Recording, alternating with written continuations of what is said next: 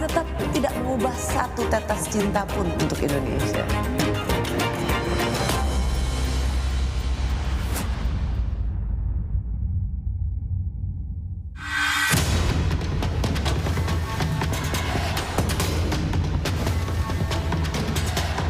Ada 3 objek perkara. Yang pertama tentang blackout yang terjadi di PLN Batubara.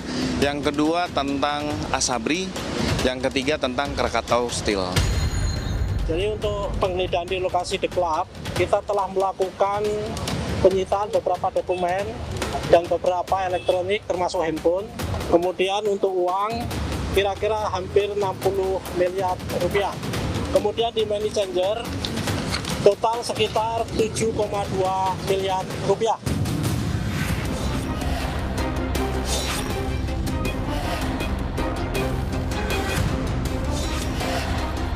Ditemukan brankas terkunci, setelah dibuka berisi 7 koper. Yang pertama 74 kg emas batangan, estimasi total dalam rupiah senilai 476 miliar. Ini merupakan atensi Bapak Presiden untuk dugaan-dugaan kasus korupsi.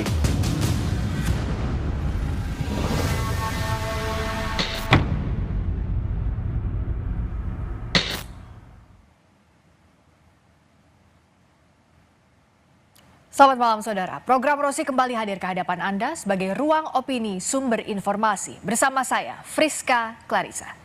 Saudara, bongkar kasus dugaan korupsi dan pencucian uang pengadaan batubara hingga Asabri di Treskrim Suspolda Metro Jaya dan Kortas Tipikor Polri menggeledah 12 lokasi di wilayah Jakarta, Tangerang hingga Bogor. Total barang bukti uang senilai lebih dari 543 miliar rupiah termasuk 74 kg emas batangan dan dokumen berhasil disita.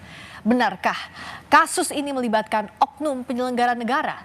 Malam ini saya mengundang Sekretaris Kementerian BUMN periode 2005-2010 Said Didu dan Ketua Umum Yayasan Lembaga Bantuan Hukum Indonesia YLBHI Muhammad Isnur. Selamat malam Pak Said, Mas Isnur. Selamat malam Friska. Malam ini kita akan buka-bukaan gas nggak pakai rem ya di program. Mudah-mudahan. Gas lah. Kita lihat dalam semalam kemarin ada ratusan miliar disita, emas bahkan 74 kg. Tapi kita nggak tahu nih, terkait 3 kasus memang, detailnya seperti apa, siapa tersangkanya, dramaturgi apa sih yang sedang kita saksikan ini Pak Said? Saya pikir ini memang drama tingkat tinggi nih, jadi ya hanya kalau ini biasanya drama tingkat tinggi nontonnya di opera gitu. Di opera. Nah, semua orang bertanya-tanya. Publik bertanya-tanya, akhirnya di publik bertanya, akhirnya yang muncul karena tidak terungkapnya, hanya menyatakan 3 kasus. Kasus PLN, batubara PLN, kasus Asabri, kasus Jiwasraya, ditambah Krakatau Steel, ada 4 sebenarnya. Nah, tapi kita tidak pernah diberitahu tersangkanya siapa. Ya. Tapi yang digeledah adalah rumahnya Jampitsus, ya kan? Nah kita ada kafe, yang ada kafenya, ada rumahnya, ada ininya. Nah, ini akhirnya terbacanya seakan-akan drama lama kembali tahun 2024 waktu Febri kejar-kejar oleh Densus 88. Jadi seakan-akan ini pengulangan. Nah, menurut saya cara penyelesaian masalah ini harusnya ya normal-normal saja. Kalau memang tersangkanya jelas, ya penggeledahan dilakukan dan lain-lain. Karena nanti publik bertanya, ini adalah bukan pemberantasan korupsi nih, tapi adalah perang antara kejaksaan dengan polisi. Ya. Itu kan bacaannya. Tapi saya nggak tahu apa di balik ini, tapi saya berharap sih ini jangan terulang seperti ini lagi. Kan hanya diumumkan bahwa ada drama bahwa seakan-akan blackout-nya PLN gara-gara korupsi batubara ini. Nah, sehingga seakan-akan mendapatnya sehari kemudian langsung penggeledahan. Jadi ini hanya momentum saja untuk bicara soal persaingan antar penegak hukum. Nah, itu bacaannya sekarang. Nah, ini menurut saya baca ini harus segera diakhiri dan betul-betul masuk bahwa ini murni pemberantasan korupsi. Nah, jangan lebih dari seminggu. Kalau lebih dari seminggu maka publik kepercayaan publik bahwa memang mau memberantas korupsi ataukah memang hanya persaingan antara kejaksaan dengan kepolisian. Itu yang harus segera diakhiri, diluruskan. Diluruskan. Nah, kalau menurut Mas Isnur juga apa sama? Ada persaingan antara kejaksaan dan kepolisian sebenarnya nuansanya. Hukum itu akan dibuktikan seluruhnya prosesnya di pengadilan. Ini dalam proses penyidikan. Tetapi dalam penegakan hukum bagi masyarakat, proses seperti ini proses yang kita harapkan sebenarnya. Kenapa? Karena Bongkar-bongkar, kemudian menangkap para pejabat tinggi apalagi penhukum itu ya sangat jarang terjadi. Kita sebenarnya sudah sedih banget, hancur lebur lihat negara ini para pejabat tingginya, penegak hukumnya itu terlibat korupsi. Kan bukan hanya di kejaksaan, Mbak. Ya. Dulu di MK, di MA, ya. Pernah di kepolisian juga, Joko Susilo. Sekarang di kejaksaan. Sebenarnya ini satu sisi kami bersyukur, kami senang bahwa Kortas Tipikor dibentuk, sekarang mulai ada keberaniannya mengungkapkan. Tapi juga sedih, ternyata dugaan kita bahwa penegak hukum ya di level tinggi itu menyimpan uang sangat banyak, aset sangat banyak tanpa kejelasan dari mana sumbernya, itu makin terbukti.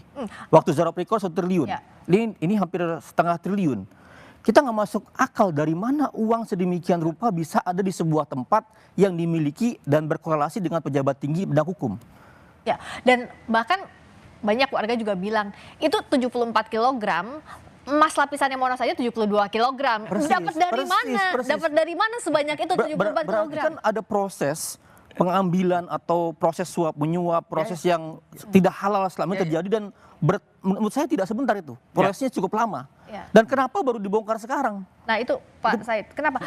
Berapa? Dari mana itu sebanyak-banyak itu barang buktinya? Saya begini, kalau pejabat sudah punya berangkas di rumahnya, kepercayaan saya menjadi nol. Itu.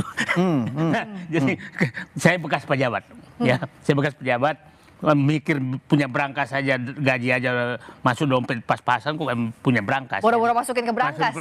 Beli berangkas saja nggak punya, apalagi mengisi berangkas. Nah, jadi lepas dari sini, saya bilang begini, ini sebenarnya saatnya Presiden Prabowo betul-betul membersihkan penegak hukum. Itu momentum ini. Momentum ini harus digunakan. Nah, kita harus paham Pak Febri ini kan tangan kanannya Pak Prabowo di tim PKH, penerbit kawasan hutan. Dia ketuanya.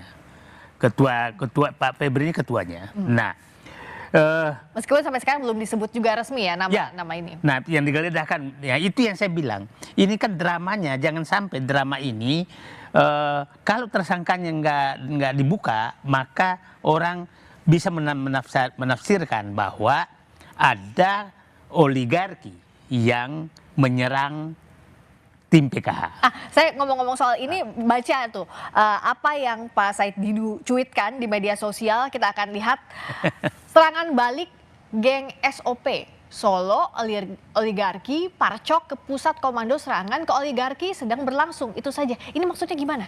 Ya, saya karena drama kemarin itu bahwa yang ini kan Febri kan ketua tim PKH yang berkali-kali menunjukkan hasilnya menyita uang puluhan triliun dan disaksikan oleh Presiden Prabowo. Itu kan kerjanya tim PKH menertibkan oligarki. Nah, akhirnya orang kalau ini tidak diungkap kasusnya apa sebenarnya, maka orang bisa mengarah kepada tweet saya ini bahwa oligarki melakukan serangan balik kepada PKH bukan kepada Febri gitu kan. Nah, padahal bisa tahu memang murni penegakan hukum. Jadi saya memang hari ini tuh saya berharap Presiden turun tangan langsung menyelesaikan ini. Jadi sebenarnya serangan balik dari siapa untuk siapa secara spesifiknya? Karena begini, serangan ke Prabowo, oligarki ke Prabowo tuh tinggi banget dalam segala hal. Rupiah dianjlokkan, harga saham dianjlokkan, apa segala. Karena dia memang menyentuh dan komandan menertibkan oligarki di tambang dan perkebunan adalah Febri Jampitsus, ketua pelaksana tim PKH. Nah, ini jangan sampai orang membaca kalau ini Pak Presiden penegak hukum tidak membuka kasus apa sebenarnya, maka bisa ditafsirkan seperti tweet saya ini. Bisa ditafsirkan itu bahwa ini serangan oligarki. Padahal mungkin juga Ini adalah murni penegakan hukum. Itulah pentingnya menurut saya.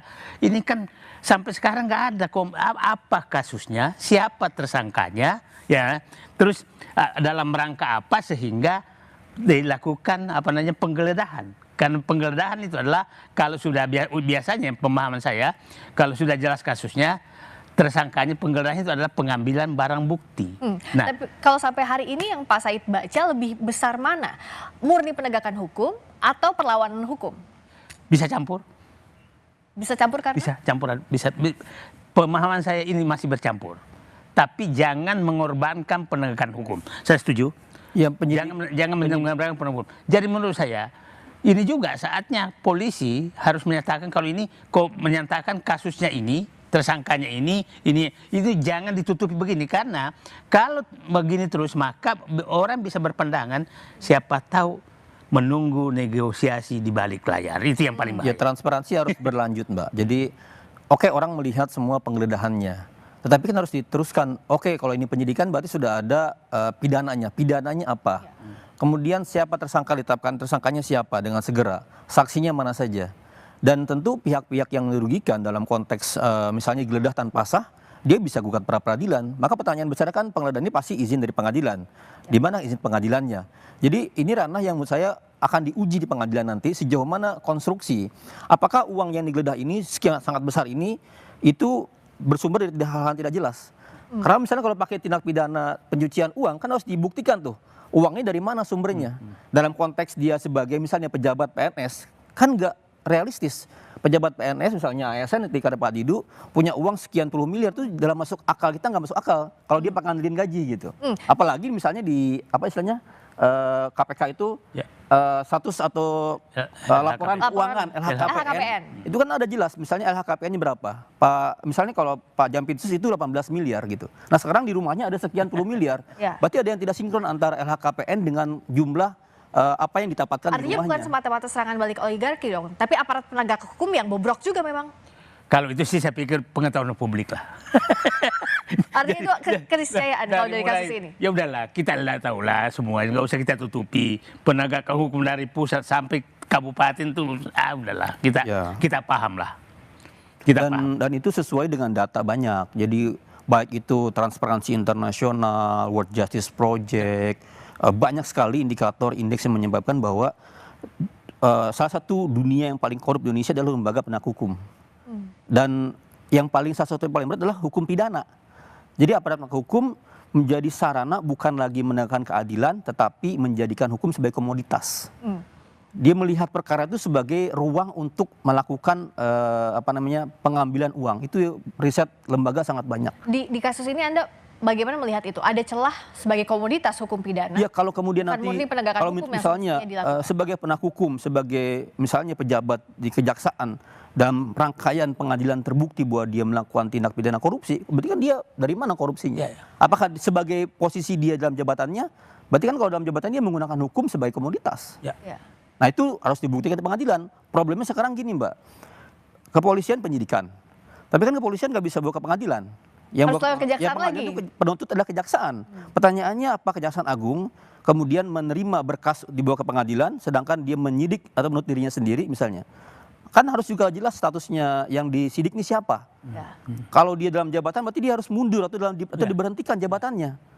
Nah sekarang kita belum juga mendengar apakah ada korelasi kemudian dampak dari penyidikan, penggeledahan dengan status jabatan. Nah apa saya melihat terlalu lama atau tidak sih dari waktu penggeledahan kemarin, drama yang kita saksikan sampai sekarang belum jelas juga, sudah 24 jam. Ya ini yang saya bilang begini, ini Pak, saya kembali lagi Pak Presiden. Pak Presiden ini kan andalannya lagi teracak-acak. Awalnya kan BGN, andalan MBG, andalan beliau. Ternyata pengkhianat itu. Oke. Andalan kedua untuk ini yang melawan oligarki adalah PKH. Ini sekarang diragukan lagi. Ya kan? Koperasi Merah Putih juga dah dipersoalkan terus macam-macam. Terus penempatan orang-orang di BUMN yang tidak sesuai dengan ini. Jadi saya menyatakan Pak Presiden 2 tahun ini sudah saatnya menyadari bahwa pemilihan orang untuk melaksanakan keinginannya dia, cita-cita dia, itu sepertinya harus diperbaiki. Harus diperbaiki. Karena faktanya gagal loh penempatan orang itu.